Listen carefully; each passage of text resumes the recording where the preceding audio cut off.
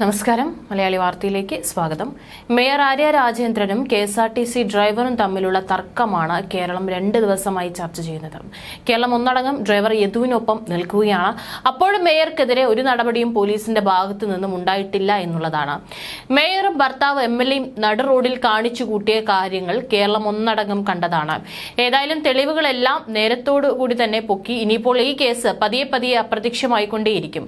ഇതാദ്യമായിട്ടൊന്നുമല്ല mayor Arya രാജേന്ദ്രനെതിരെ ഇത്തരത്തിൽ വിവാദങ്ങൾ ഉയരുന്നത്.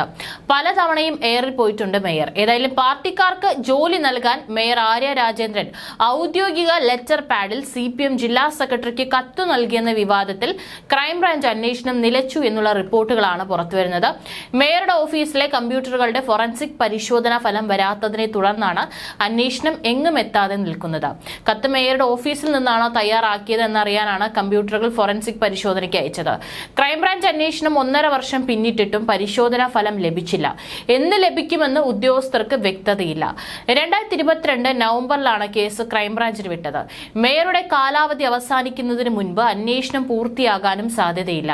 കത്ത് വിവാദത്തിൽ പാർട്ടി നടത്തുന്ന അന്വേഷണവും എങ്ങും എത്തിയില്ല. C. Jayan Babu, DK Murali, R. Ramu എന്നിവരടങ്ങിയ കമ്മീഷൻ റിപ്പോർട്ട് സമർപ്പിച്ചിട്ടില്ലെന്നാണ് പാർട്ടി നേതാക്കൾ പറയുന്നത്. 2022 നവംബർ 5-നാണ് മേയറുടെ ഔദ്യോഗിക ലെറ്റർ പാഡിലുള്ള കത്ത് പുറത്തു വന്നത്.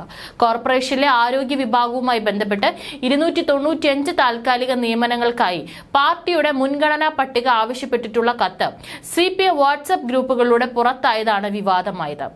അന്നത്തെ CPM ജില്ലാ സെക്രട്ടറി ആനാവൂർ നാഗപ്പനെ അഭിസംബോധന ചെയ്തായിരുന്നു കത്ത്. ഡിസംബർ 31-നാണ് ക്രൈംബ്രാഞ്ച് സംഘം മേയറുടെ ഓഫീസിൽ നിന്ന് 5 ഹാർഡ് ഡിസ്കുകൾ പിടിച്ചെടുത്തത്. കത്തിന്റെ പേരിൽ ഗുരുതര ആരോപണം ഉയർന്ന കോർപ്പറേഷൻ മരാമത്ത് സ്ഥിരം സമിതി മുൻ അധ്യക്ഷൻ DR അനിലിന്റെ മൊബൈൽ ഫോണും ക്രൈംബ്രാഞ്ച് പിടിച്ചിരുന്നു. കോടതി മുഖേന ഇവ ഫോറൻസിക് ലാബിന് കൈമാറുകയും ചെയ്തു. ഹാർഡ് ഡിസ്ക് പരിശോധിച്ച് റിപ്പോർട്ട് കൈമാറാൻ ഒരാഴ്ച മതിയാകും.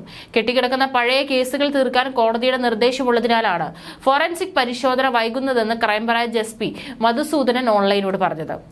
SIT ആശുപത്രിയിലെ താൽക്കാലിക നിയമനത്തിന്റെ പേരിൽ പാർട്ടി ജില്ലാ സെക്രട്ടറിക്ക് കത്തെഴുതിയതായി സ്ഥിരം സമിതി അധ്യക്ഷനായിരുന്ന DR അനിൽ സമ്മതിച്ചിരുന്നു.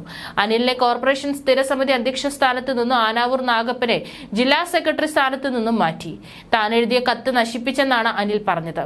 മേയറുടെ പേരിൽ പ്രചരിച്ച കത്തിന്റെ യഥാർത്ഥ പകർപ്പ് കണ്ടെത്താൻ കഴിഞ്ഞിട്ടില്ല.